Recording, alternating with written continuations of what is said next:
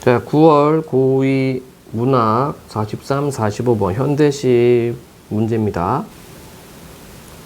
정일근의 주머니 속 바다, 그 다음에 나이덕의 속리산에서 이렇게 되어 있고요. 문제 먼저 보도록 하겠습니다. 가와 나의 표현상 특징 이렇게 되어 있고, 자, 1, 2번 가, 3, 4번 납니다. 5번은 섞여 있죠? 이거는 뭐 가 보고서 1, 2번 털어줘도 됩니다. 44번 문맥음이 파악, 45번 가나를 감상해라. 자, 박스 있고요. 그 다음에 선지를 먼저 보니까 1, 2, 3이 가, 4, 5번이 나네요. 이것도 가 작품 보고 1, 2, 3번 털어줄 수가 있겠네요. 자, 기준 좀 보도록 하겠습니다. 자, 시인은 대상을 바라보는 익숙한 시각을 버리고 새로운 관점에서 대상을 형상화한다. 가는 바다를 일상적 상식에서 벗어난 모습으로 다양하게 표현하며 바다에 대한 새로운 시각을 드러내고 있다. 자, 그러면 여러분들은 가에서 바다를 어떻게 표현하고 있는가 그거를 체크해 주면 되겠죠.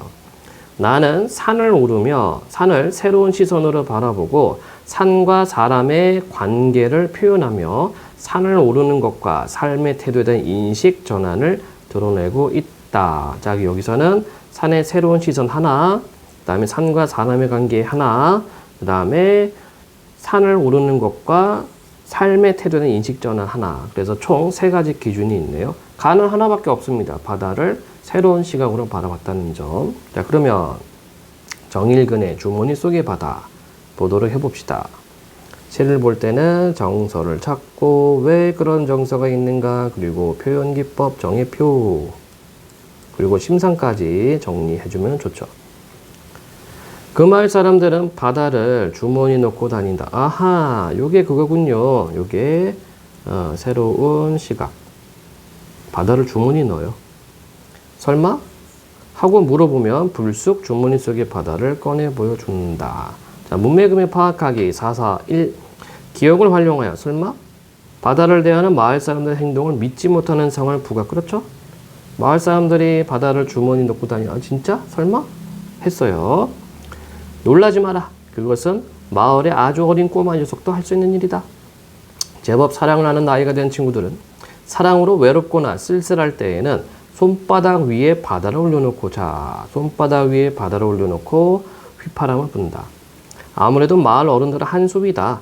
흰 손수건인가 싶어 보면 어느새 하얀 갈칠대로 변하고 손구미로 바다를 흐르게 하고 흐르는 바다 위에 섬을 띄운다. 누가요? 마을 어른들이. 아주 오래전 그 섬을 찾아가 돌아오지 않는 사람들의 안부까지 전해준다. 그 섬이 어디예요? 바다 위의 섬. 그렇죠? 예. 그 섬을 찾아가 돌아오지 않는 사람들의 안부까지 전해준다. 신비하네. 떠나오던 날 마을 사람들이 주섬주섬 챙겨 선물로 권해주던 바다. 주섬주섬 의되어 있고, 자, 바다를 선물로 건네주는 바다 이렇게 했습니다. 물관화 했어요. 또 물건처럼. 익담한 시집 속에 곱게 접어온 바다. 바다를 곱게 접었다 이렇게 또 표현합니다. 자, 그러면 4사의 2번. 니은을 활용하여 바다를 소중히 여긴 화자의 마음. 그렇죠? 곱게 접었다. 삶에 지칠 때, 누군가가 아득히 그리울 때 나는 손바닥에 그 바다를 올려놓고 엽서를 쓴다. 아침이면 사랑과 함께 눈뜨는 바다. 저녁이면 사랑과 함께 잠드는 바다. 자, 여기는 대꾸. 그리고 또는 환류. 또는 뭐 의인이라도 해도 좋습니다. 바다를 환류, 의인으로 해놨고, 사람과 한 몸이 되어 살아가는 바다를 나는 알고 있으니. 자, 사람과 한 몸이 되어 살아가는 바다. 그래서 어떤 이 인간과 바다가 동일하다, 동질성, 이것을 설명했다라고, 묘사했다라고 볼 수 있겠습니다. 자, 그러면 45번에 1, 2, 4 먼저 체크해볼까요? 가는 바다를 주머니 넣거나 손바닥 위에 올려놓을 수 있는 대상으로 표현하여, 맞죠? 바다의 크기에 대한 새로운 시각을 드러내고 있지요. 가는 흰색의 이미지를 활용했고, 바다를 손수건과 갈치대에 비유하여 했고, 바다를 익숙한 시각에서 벗어난 모습을 형상화, 맞고요. 3번째, 가는 바다를 사람과 함께 눈뜨고 잠드는 대상으로 표현하여 했죠. 바다를 사람과 더불어 살아가는 생명이 있는 존재를 형상했죠. 네, 환류 또는 의인 했습니다. 자, 그리고 나서 43번에 1, 2번. 가는 음성 상징어를 사용하여 했죠? 의태어 있었습니다. 생동감을 주고 있다. 자, 음성 상징어, 의성어와 의태어를 사용하면 생동감 100%예요. 이건 너무 당연한 겁니다. 두 번째, 가는 수미 상관 없습니다. 자, 그럼 수미 상관이 뭘까? 머리, 수, 꼬리, 미 서로 관계가 있다. 그래서 수미 상관 방식은 자, 첫 번째 부분과 마지막 부분을 완전히 같게 똑같이 쓰는 게 수미상관. 그리고 약간의 변주 또는 변조 약간 다르게 쓰는 거 또는 질의응답하는 경우 맨 앞부분에서 질문 던지고 맨 뒷부분에서 응답하는 경우 이것을 수미상관이라고 합니다. 이 작품은 관계가 없죠. 5번도 볼까요? 왜냐면 여기는 가와 나는 모두라고 했기 때문에 시선의 이동에 따라 아니죠?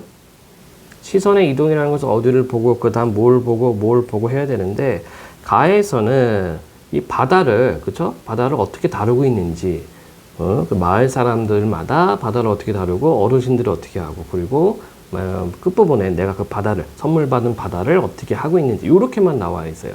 시선의 이동이라고 보기는 어렵습니다. 자, 그 다음 문제가 이렇게 돼 있었죠? 네. 나를 봐야 되겠죠? 나희덕의 속리산인서 세 가지 기준이었습니다. 산을 새로운 시선으로 본다. 산과 사람의 관계를 표현한다. 산을 오르는 것과 삶의 태도에 대한 인식 전환. 가파른 비탈만이 순결한 싸움터라고 여겨온 나에게 속리산은 순하디 순한 길을 열어 보였다. 오호. 그러니까 가파른 비탈만이 순결한 싸움터라고 생각했는데 속리산은 나한테 뭘 줬어요? 순하디 순한 길.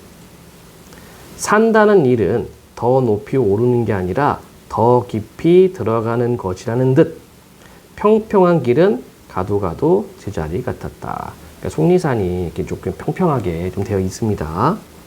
아직 높이에 대한 선망을 가진 나에게 세속을 벗어나도 세속의 습관은 남아있는 나에게 산은 어깨를 낮추며 이렇게 속삭였다. 부인하네요. 자, 그러면 아직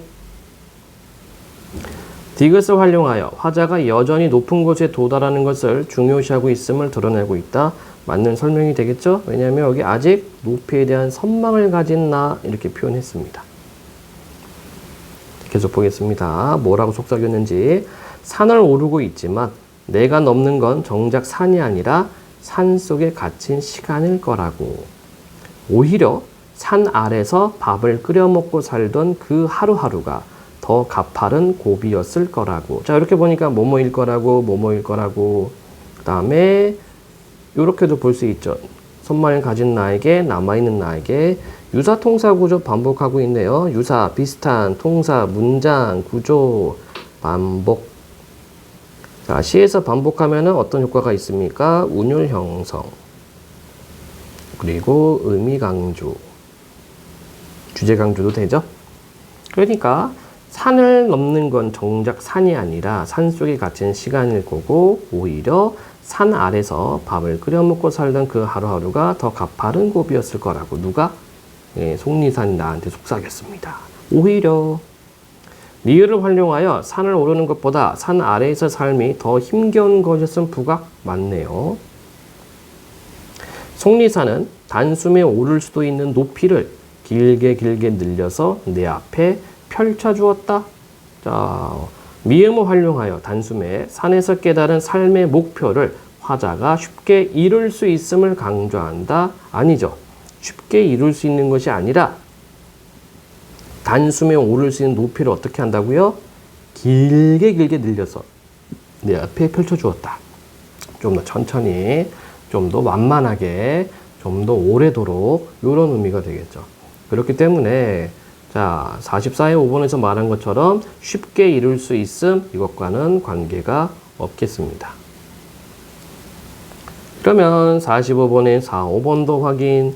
나는 속리산이 나에게 길을 열어 보인다고 표현하여 속리산을 등반의 대상이 아닌 행위 주체로 나타내고 있습니다.